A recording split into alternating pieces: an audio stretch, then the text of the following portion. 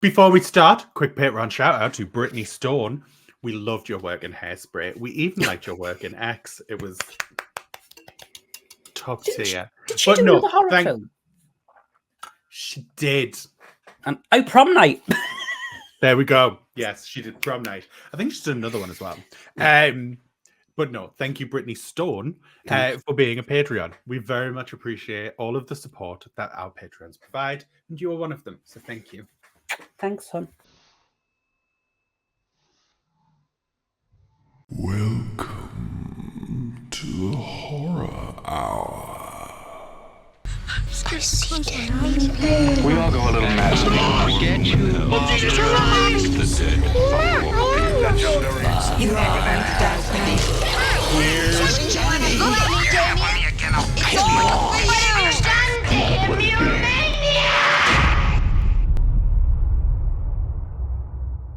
Hello and welcome to the Horror Hour. It's the show where we discuss, debate, and disagree on all things horror. I'm one of your hosts, Liam. Hello. And to welcome you all into the second episode of the new year, we've done a Brits only episode because all the Americans are lazy and didn't want to do it this week. So please welcome my fellow Brit, George. Hi, and I would just like to take this moment to say that I am indeed a serverholic who is addicted to slaying. Thank you. Yes, you also boots, but I just want to reiterate that also Pugger's not here because I don't want you to say anything bad about Pugger because you saw what happened last time that somebody forgot him or said anything negative. We love Pugger. Pugger is amazing. Please make me look beautiful as you look. He's not here, but we wish he was. He's here in spirit, and that's all that matters. And so, because it is only Brits, again, we thought we would revisit an older topic, but with a twist. So last time it was just the Brits. It was the best of British horror. This time, we are going to discuss the future of British horror and what we want to see in the future. And actually, it turned out to be a perfect time for that because they've just announced, just at the point of recording this, that 28 years later is in development.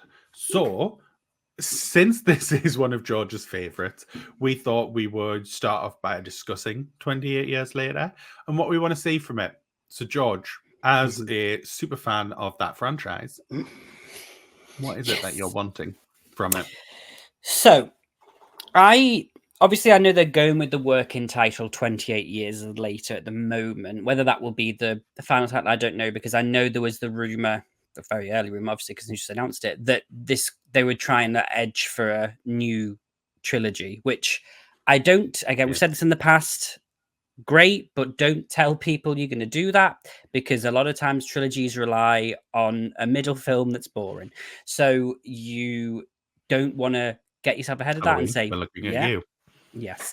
Or even worse, you could announce a trilogy and then a couple of months later your director could say, I'm not going to continue with the second film, and then the film comes off the slate. So, you don't want to get a bit ahead of the gun there and say what you're doing. But that aside, obviously I think it would be really great if I'm a big 28 days later is just like supreme god on sex, but 28 weeks later, I really, really enjoyed 2. I know it was obviously very bit different and different tone. Obviously, it wasn't directed by Danny, but I very much still enjoyed it. However, I would like to see 28 years later be a direct, similar to Insidious 5, where we're talking about it's what happened to Selena and Jim and Hannah. Hopefully she's got a better accent. I would like to kind of see that because, guys, that's my one qualm about that movie. Is she still acting? I don't think she is. I mean, she shouldn't have after that. It's a bit like Mila Kunis and Oz Great and Powerful. But I don't think. Yes, my only qualm with that is that this girl, nothing against the girl, she acted well, but they were making her put on this London accent that she didn't need to have when she was evidently from Liverpool. Just say her mum's from Liverpool and they moved down here with it. Like, it's not that we didn't need to be so dramatic. Anyway, but I would like to see this movie maybe pick up and maybe even not directly start with with these characters from the original. Again, if you're a big fan like me, obviously you may have read the graphic novels and comics where there is a kind of essence of what happens to these characters. I mean, I would maybe keep that not canon for the purpose of this film. I won't spoil it for you.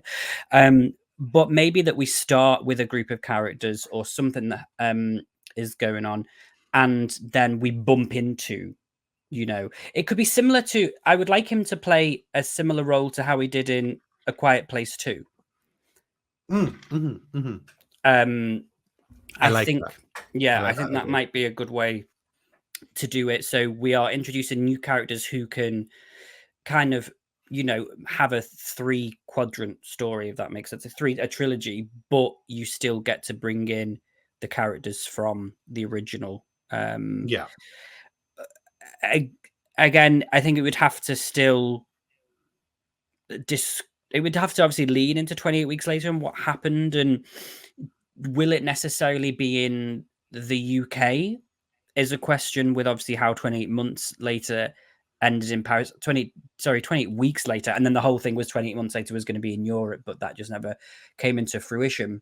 So again, there's a lot that I would like to happen, but my main thing would be that we kind of get to see those characters from the original. And I think Killian would do it. He's mentioned in the past that he would be down, and I think him and Naomi, at least those two coming back and sort of reclaiming their time, would be fabulous. What about you, Liam?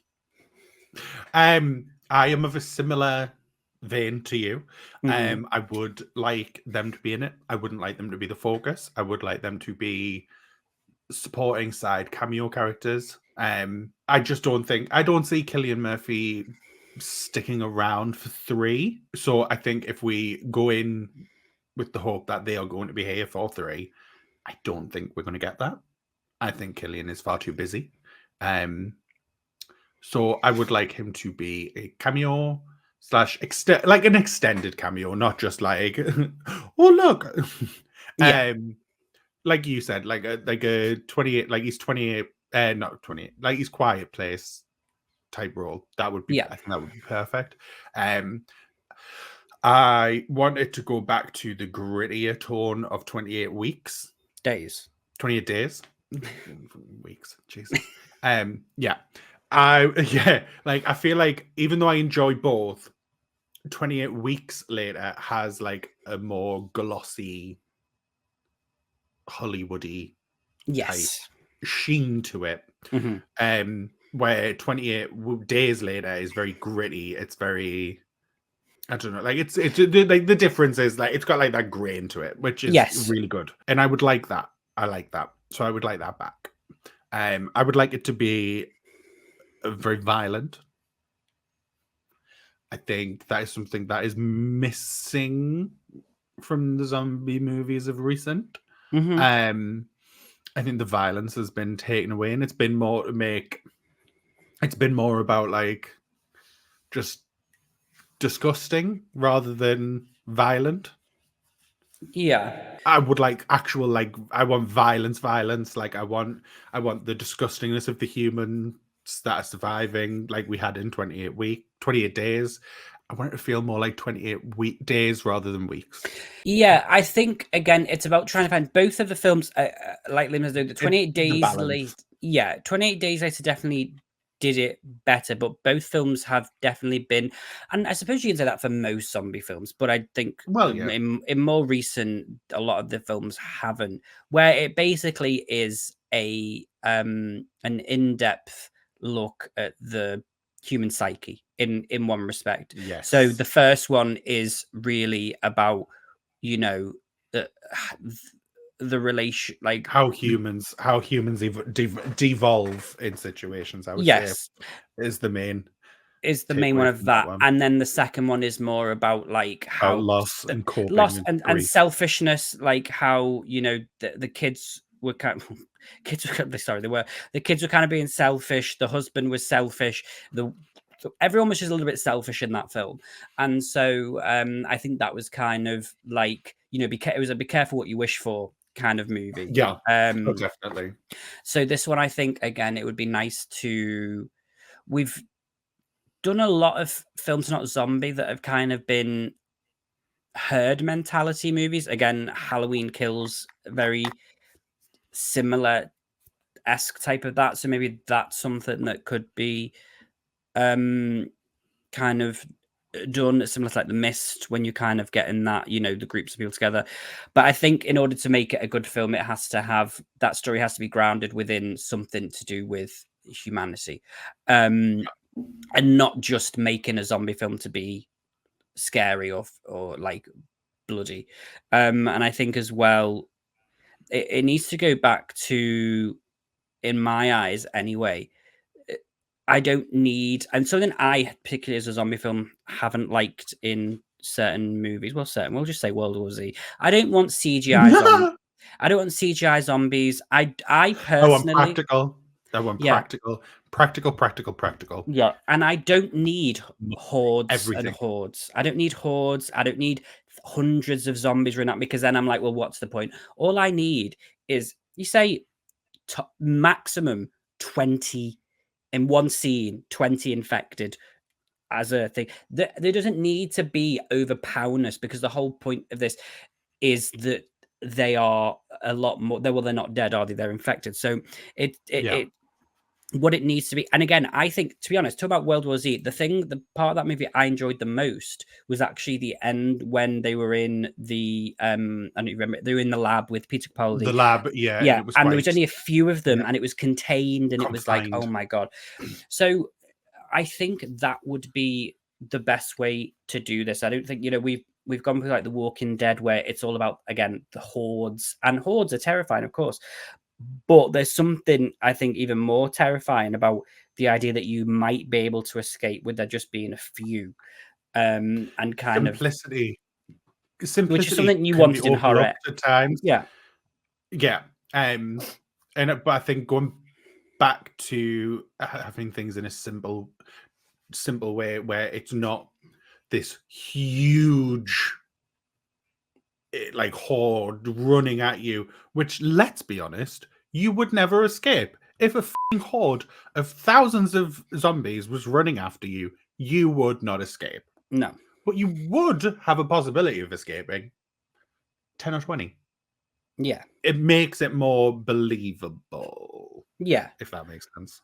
Mhm. But I want practical. I want all practical. I want practical effects. I want practical zombies. I don't want this trend that's like around, where like everything's like CGI blood and CGI rips and Yeah. enhance it. Like, it's fine, enhance, but make it practical to begin with, and just enhance with CGI.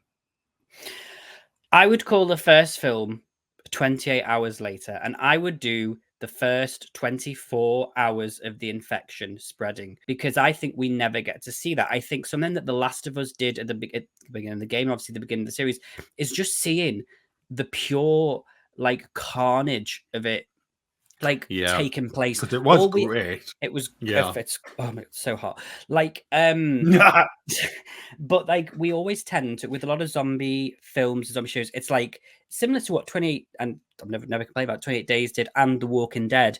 We wake up and it's all happened, and everything's empty, everything's derelict, and everyone sort of understands what's happening. I would really like to see the first movie be 28 hours later. I think what would be great is if we follow this group of characters or character trying to get through the first 2 days or whatever it is, you know, of the infection really taking control. It's chaos, it's madness, it's, you know, it's people fighting for their lives, it's people against people, it's the infection, you know, it's all of that. And then, you know, halfway through the film, even, you know, you could cut to it being post 28 days later. I would end the film. I mean, this is me being a fanboy. If this was the first movie, I would end the film with like them being outside during 28 days later, and then them hearing in the distance Cillian Murphy shouting, "Hello! Hello!" Anyway, just because I'm a whore for like, oh, and then you kind of Then you make the second film, maybe a movie where we kind of pick up with, I know that would be the beginning of 20 years later, but we find Cillian Murphy from 28 at some point in between, whether it's after 28 Yeah. days later to 28 weeks later or something 28 weeks later onwards. I don't think starting the movie, the first, anyway, from years later, I think we need to have something at the beginning, even if it's flashbacks in the film. I don't. I know you don't like Okay, flashbacks. flashbacks I would be okay with. In this instance, I would be okay with flashbacks, but I don't think we can pick this up as like plot twist. It's actually the first day. Only because, no offense to Cillian Murphy, he does not look like he looked back then. And I don't No. think they're going to want to like sit and spend all that money on de-aging Cillian Murphy to make that storyline happen. I think it's perfectly acceptable if they do 28 years later. I'm fine with that. And if they want to throw in some flashbacks of day one, do it. That's fine. I don't want to go back to the beginning though. But I'm not saying have him as the lead because he wouldn't have been there in 28 Oh yeah, no, hours I get later. that. I'm not Yeah, saying yeah. de-age him. I'm just saying like at the end you have that nod to him being there, which they, for those of you who are big fans and may have watched actually the is it 2.8 days later, I think maybe. There's a short film. I think it's called 2.8 days later, maybe 28 hours later actually. Which was an added bonus on the 28 weeks later DVD where it shows this guy who's living on his own, who lives at the top of like this apartment block, and like it shows him, like it's such a good film. It's really short, but it's like him going through the time. At some point, like he has his headphone, he's like chilling on the roof with all his things, he's got his headphones in, and you can hear Cillian Murphy like shouting hello, and then it takes you right up until 28 weeks later where he like, I won't spoil, but basically at the end of the film, of the short film, the Americans fly in basically, and it kind of starts the beginning of. I really recommend you watching it, Liam, if you can find it. It's only like I think I was going to say I'm looking for it and I I'll can't find it. I'll see if I can find it for you after we watch it. But yeah, so I would particularly like a 28 day. Well, I mean, look, they are literally doing. This is why I also think it could be possible. This is all coming about very much after Cillian Murphy being in thingy, and after the fact that we're now coming out with A Quiet Place Day One. So I just think that might be one way to do it. However, I would also like to see a one that is set post everything that has happened. I just think if you're going to do a trilogy, it really could be cool to, again, 28 Wipe the hours. slate kind What, of thing. even 20 hours later, new characters, never met them before, linked slightly to the end of the first one, magical. Second one is 28 years later or whatever. That kind of then follows, for the most part, Killian's character, Naomi, whatever. And then they bump into the people who are from the original first film. Then, 28 hours later. And then at the end of that film, bye-bye, Killian. Oh, and then the final film is these last remaining characters trying to do whatever, and then everybody dies because I don't believe anybody should live in a zombie film. Serving the tea, hot Yes. tea. Also, music is very important, and I think atmosphere, something that the second film did not have in particular, was the atmosphere. Agreed. I think that the first film, those shots of empty London, the song I play all the time. It's called. Let's not play it. No, I'm not going to play it. It's called "Godspeed You, Black Emperor." It's the song that plays when Killian's character is walking through the city, and it's like that guitar thing, and it goes from like just despair to like chaos within the song. I think you need to have those moments. Again, atmosphere was very key in that film. Slightly lost in the second film. Well, I tell you, the opening of the second movie is one of the best horror opens, in my opinion. Oh yeah, yeah. And the music, obviously, the iconic. They did that. Theme they did the opening for 28 weeks later very, very well. But then obviously lost that.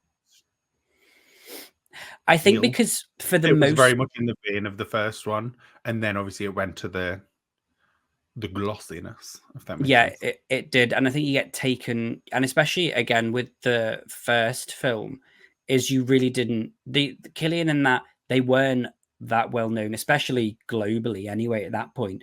Yeah. And so that's what kind of gave it that thing. When you've got, you know, Lover, Rose Byrne, and, you know, Jeremy Renner in this movie, it's a bit like, oh. I mean, I'd also really be interested to see Imogen Poots come back. I like Yeah. doing like, again, if there is a way to connect those things, even if it's a cameo, even if it's a dead body. I mean, I know she's technically in Paris, but I don't know. I would just like to see some connection. I kind of do want to see it also go worldwide. Yeah, I think like one of them traveling. But I don't want it to be across... set worldwide. So what do I you want to be able to see.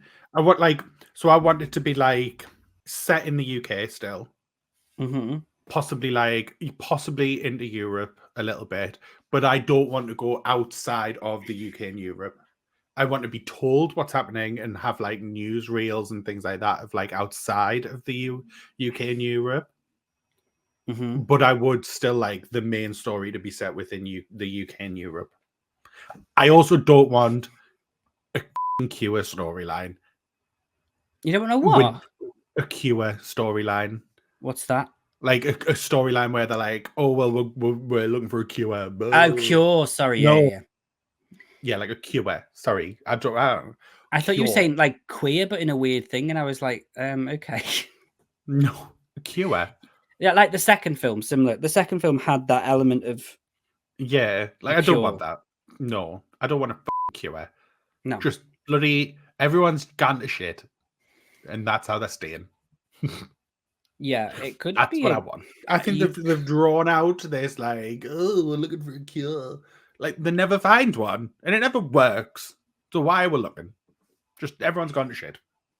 I mean, I'd really be happy for there to be a cure, and then we go to like cut to like the end of the film, and it's like, you know, and it's 28 years after the cure's been found, everyone's rebuilding, and then it just like there's like something happens, and then it starts at the end, and it's like it's just a cycle. It's like maybe we're never going to get away. Yeah. It's like similar COVID. to like it just comes Resident back Evil, in a different manner. Resident Evil with Raccoon City, with the new Raccoon City in the CV series. Oh, like, okay. Yeah. Which I suppose is similar to what 28 Weeks Later did in a way that, but I mean, it only hadn't been that long. But I do think there's potential. I think with Danny Boyle coming back to direct and things, that will definitely help. He did amazing work with the Spice Girls for the Olympics, so whatever he wants to do, he did. But I'd also just like to see, again, I think what would really help is to show like visual things, to be like, this happened in 2002.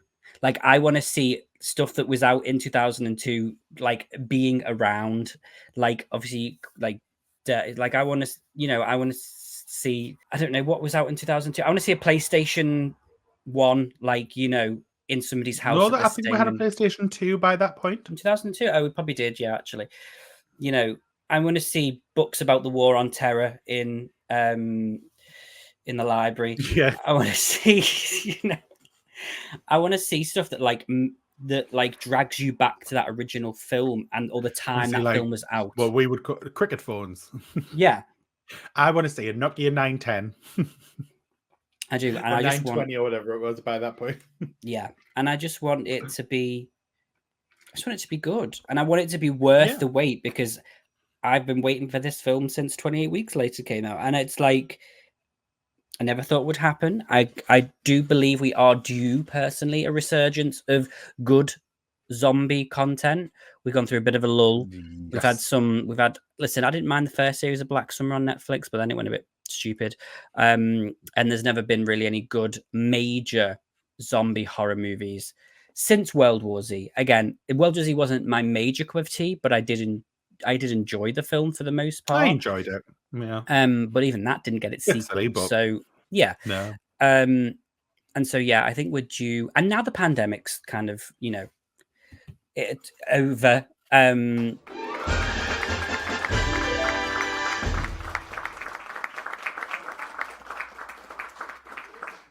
we can allow ourselves to go back into the idea of a pandemic killing everybody. So, enough time's passed now. Woo! For us to be able to, because I think any earlier and maybe it would have been a little bit too soon. Similar to like the whole thing with Spectre and how they had to take out a bit of that with the virus and things being a killer virus. So yeah, I just would like a full reform return. Again, I don't need it to be a shot by shot remake of 28 Days Later, but I think taking those elements from both films, storylines from both films, but planting it new and fresh is, I know I'm just basically stating the obvious, but that's what it should be. No, I'm fine with that. And then hopefully if this does well, we can get a resurgence of British horror, which is something that, again, in recent years, in the mainstream, hasn't been as big. I mean, probably the last biggest British horror film, Winnie the Pooh, Blood and Honey. Well, we're gonna have the sequel this year. Host, obviously. No! Host was a British horror film, and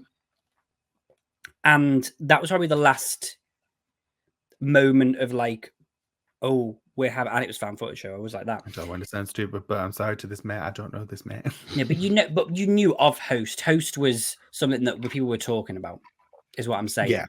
Like, so I think going back to stuff like those types of films, people knowing what they are, 28 Days Later, Eden Lake. I was just about to say, I want to go back to the time where we had things like Eden Lake, The Descent. Yeah. Like, the children. All of the children. Like, there was so many in the mid to late 2000s. Yeah. There was so many great British horror films. And I think there's something that the Brits do really well that needs to come back, and that is violence. It's violence and just the ending of like absolute, just everything's just never going to be okay. Everything goes to shit. Everything is overly violent and everything goes to shit. And the Brits do it so well because we are so cynical as a nation. We do not care about violence the way for say America does, because we're not Americans. We banned guns. Yeah, I need horror movies without guns. That's what I need. Like, I need horror. Yeah, I need which horror. Is another reason I want zombie movies in the UK, because there will be. Where we're going to get a gun? We might have to be on the farm, or we might have the police station. We'll have the odd hunting gun. Yeah.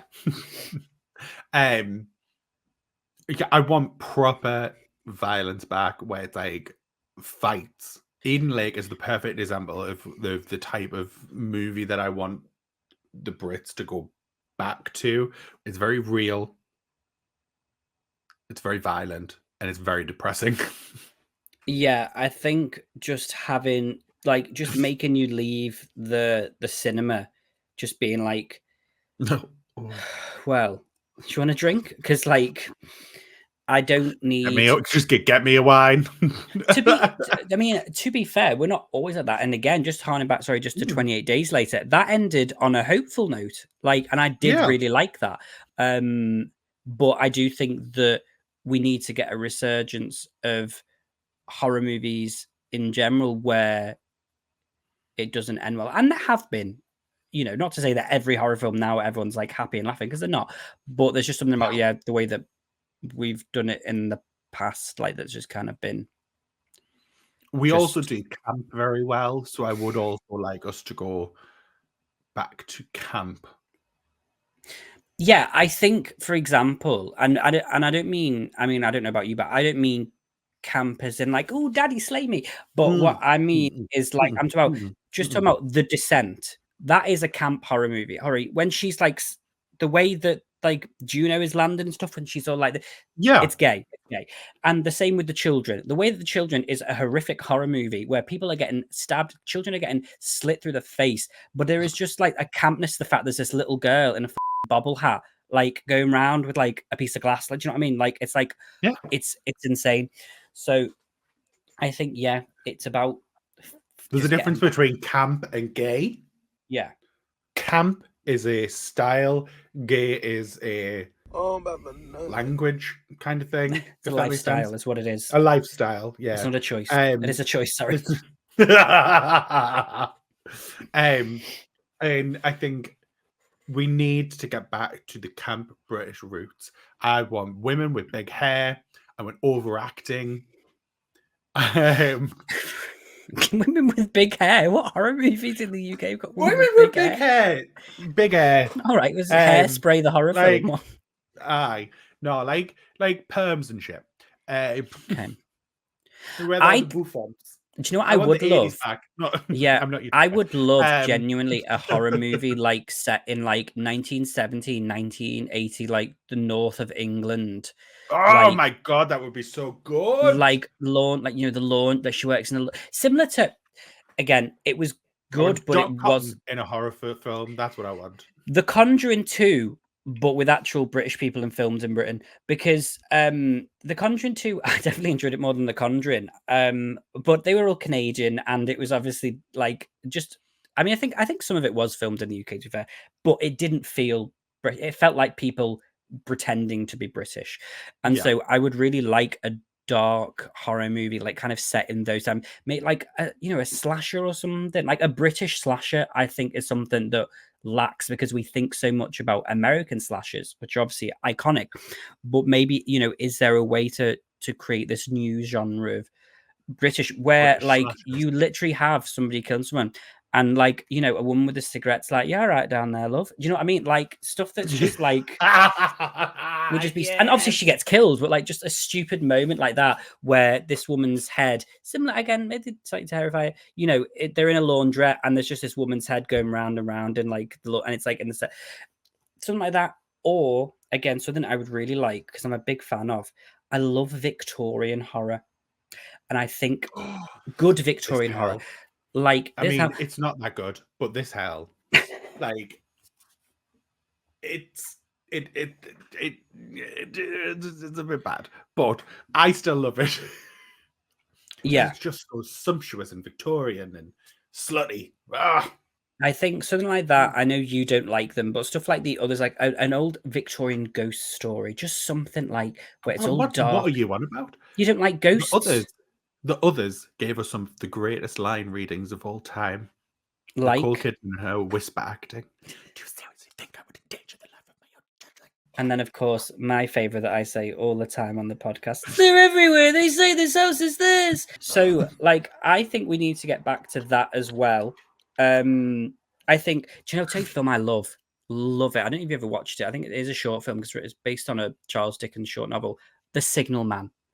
That film. Never heard of it. Okay, so we watched. It's a book, but I think it's definitely Charles Dickens book. We'll have to see them. It's a short film. It came out. It is terrifying. It's about a man who is a signal man, surprisingly. Works on the trains, and he has a little hut, and he lives on the train, and he just signal, and he sees he keeps having these visions. Or I can't exactly remember now, but there's like this train crash, and there's this like dead bride who's like in like it. It's just horrifying. And I think there's so many great short, like Edgar Allan Poe, like those types of short old stories that I would love to see, like, even if it's an anthology of like, somebody reading these short books and then we delve into these little short Victorian things. I just think also I'd be down. Also, Jack the Ripper movie when? Jack the Ripper movie when? I mean, well, that was obviously this hell. But a good one. I mean, what do you mean? How dare you? No, I would like it to be. I would like a Jack the Ripper movie, but I would like it to be more in the vein of like a Dracula movie. Yeah. Where it's all like the sumptuous sets with all the big Victorian curtains and rooms and Gothic architecture, and I think if we could get a Jack the Ripper film that was like that, I think that would reinstate British horror instantly. As like this is the go-to, this is the standard, this is the set, this is what we need. But I agree, and I also think just turning back to that idea of like the one set in like the 70s, like with that kind of sort of vintagey look. If it's really simple, 70s UK, you about a housewife at home who's a bit unhinged and finally snaps, goes on a killing spree. She is played by Ruth Wilson. That's it. There's your film. Her with like a short like ginger like look, like give me Serial Mum, but like dark and British. yeah, I would. And I like would jump at the she's chance. got like the thing, like it's like the old like 70s food, like the green jelly, and then she's got like people's fingers like sticking out of it, and she's like, it's here. Like there's so many routes you could go down. I would also quite like again back to the 2000s. I think you had Shane Meadows, and he did like the This Is England movie, then series, but he also did a really good thrillery, horror-y crime called Dead Man's Shoes. Okay. I would like that kind of attention. I would like that kind of attention to detail where it's like the gritty north mixed with real horror. Like this is about like thugs and stuff like that happens in the north. And I would like to go that kind of thing to come back as well, because I think nobody really paid much attention to Dead Man's Shoes compared to how they paid attention to like This Is England, because I think This Is England, with it not being a horror, it was like a dramatization of what used to happen with skinheads in the 80s. And obviously quite a lot of people were interested in that, so people watched that, but they didn't watch Dead Man's Shoes. So I think bring like a renaissance of that kind of thing back as well. That would be amazing. And also go watch Dead Man's Shoes if you haven't watched it, because it's so good, and it's what gave what's he called, Toby Kebbell? Is it Toby? I'm no good with names. Yeah, Toby Kebbell. He was in the Fantastic Four reboot as Doctor Doom. And he was in Kong Skull Island. He was that soldier that I think he did the motion capture for Kong, but he also was like the soldier who got killed that they went looking for in Skull Island. Yeah. It's what gave him like his break into Hollywood. But it wasn't that popular of a film, which is surprising because it was Shane Meadows and it was great. But yes, so things like that. I want British realism back. I think gritty British realism is something that we are so good at, because obviously we do not care about the violence. So we make it violent, we make it artistic, and it's just beautiful to watch. And that is what I would like.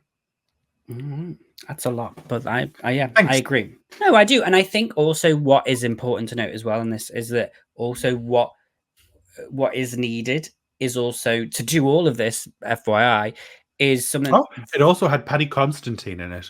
Which I was going to say, cast Paddy Constantine in the 28 Days Later new movie. He would be iconic.